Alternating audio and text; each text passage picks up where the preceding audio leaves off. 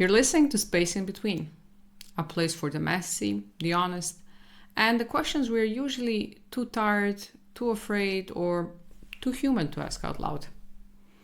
I'm Vesna, and I'm not here to fix you. I'm here to ask the uncomfortable questions together. This podcast is where we press pause on the performance, get real about the things we usually edit out, and explore what lives in the gray zones, the space in between right and wrong, certainty and doubt, who we are and who we are becoming. And before we get into today's episode, I want to say thank you. The response to the first episode on spiritual bypassing was great. Many of you shared how much it resonated, how you felt dismissed by spiritual language or gaslit by the very people meant to help you grow. But I also noticed something. Some people took it very literally, as if I was saying meditation is bad, or that it's wrong to have a gratitude journal. That wasn't the point at all. It's good to meditate. It's beautiful to pray. And yes, if a gratitude journal helps you, keep doing it. But we were talking about the extremes, about when these practices become a way of avoiding the hard stuff, when they're used as spiritual bypasses instead of tools for transformation. This is Space in Between. This podcast isn't about canceling practices. It's about context. It's about complexity. It's about naming when something well-intended starts becoming harmful. And that brings us to today's episode. Because if episode 1 was about bypassing hard emotions in the name of being evolved, today we are flipping the coin. We're looking at what happens when we don't bypass, when we explode. I never planned to be in psychoeducation. I kind of fell into it. Mindfulness, coaching. But behind a calm voice, I was walking on eggshells. There was a rule book. Yeah, no thanks. I ask questions. I live in the gray zones.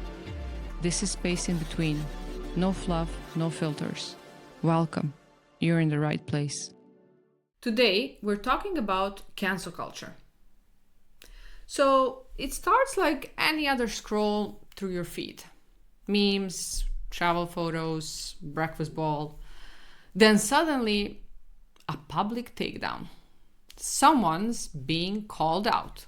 Fast, angry comments, hashtags, public backlash, online shaming, viral outrage. And just like that, they're canceled. We've all seen it. Some of us have joined in. Some of us stayed quiet. And a few of us have been on the receiving end. It can feel powerful, righteous, like justice finally being served. But let's be real. It's not always about justice. And it's definitely not always about accountability. More often than not, it becomes something else entirely. A digital execution, a shaming ritual. And what's even more uncomfortable? Cancel culture often tells us more about ourselves than about the person being canceled. So let's rewind. What is cancel culture really? At its core, cancel culture is a form of public call-out. It usually happens online. A person, celebrity or not, is accused of saying or doing something harmful. The public response can range from backlash and critique to job loss, public shaming, or complete erasure from their industry. Some argue it's accountability. It's just accountability. Others say it's mob justice. The truth? It lives in between. Historically, cancel culture gained power as a response to systemic failures. When formal institutions failed to hold powerful people accountable, the internet became the courtroom.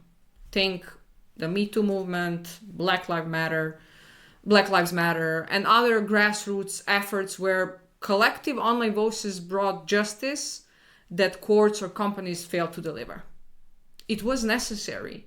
It is necessary. But over time, it spread. Today, it's not just about public figures.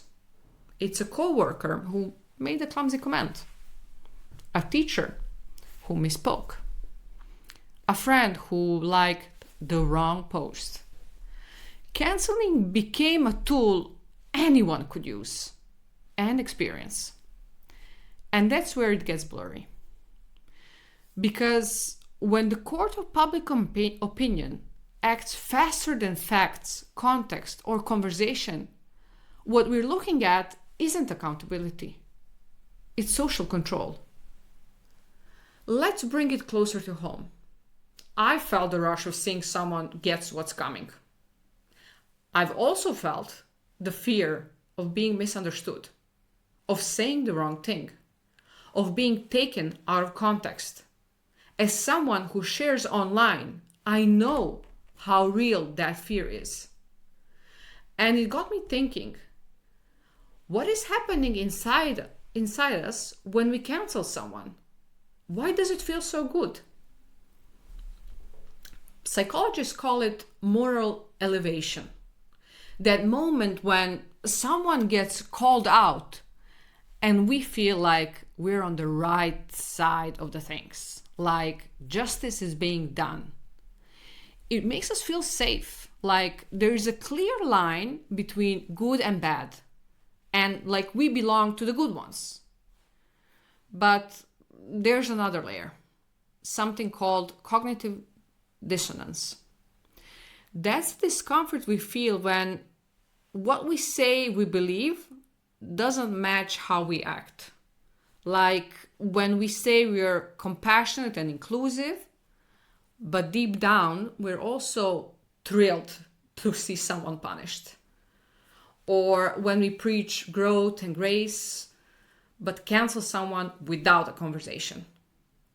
And that tension is hard to sit with. And most of us, we don't like that feeling. So instead of looking inward, we project it outward. We point fingers.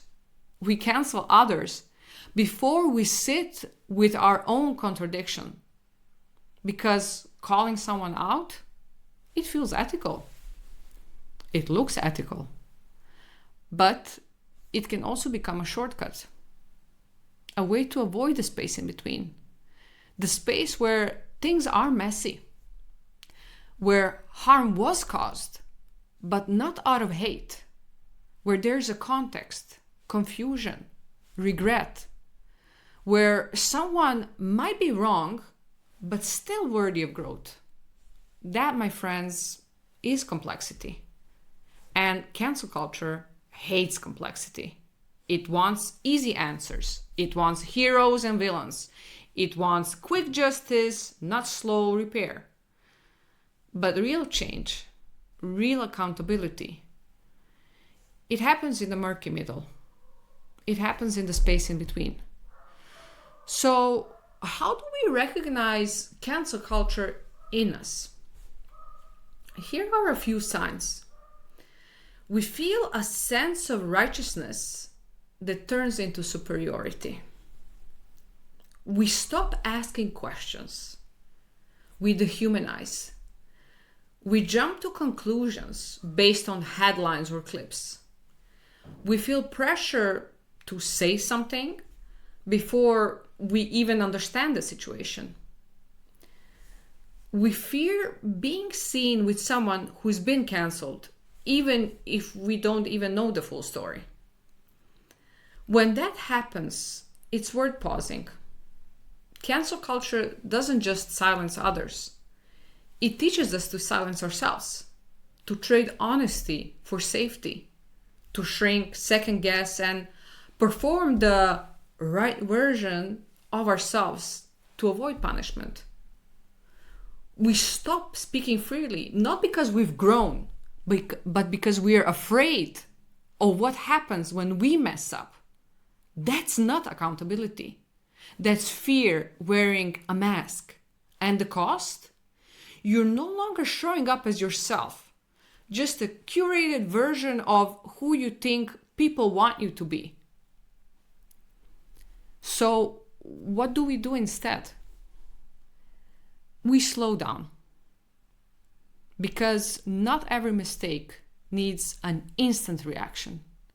Some things need time, conversation, and context. We stay curious. Instead of rushing to label, we ask, what actually happened? What's the bigger story here? We do name harm clearly and directly, without erasing the humanity of the person who caused it. Calling out the behavior does not mean writing off the person. We practice restorative justice, where healing isn't about punishment, but about mutual repair. It's about sitting in discomfort together, not pointing fingers from distance. We make space for real apologies, not rehearsed statements written by a PR team. The kind that comes from reflection, not strategy. We choose ongoing dialogue because real accountability isn't a one-time post, it's a process. And we center community-led accountability, meaning the people most impacted should shape what repair actually looks like. This isn't about excusing harm, it's about raising the bar. Because canceling someone might feel satisfying in the moment, but it rarely leads to growth. Courageous accountability, that's what makes real change possible. It's slower, it's harder, it's human. And it's the only way forward if we want something better than performance.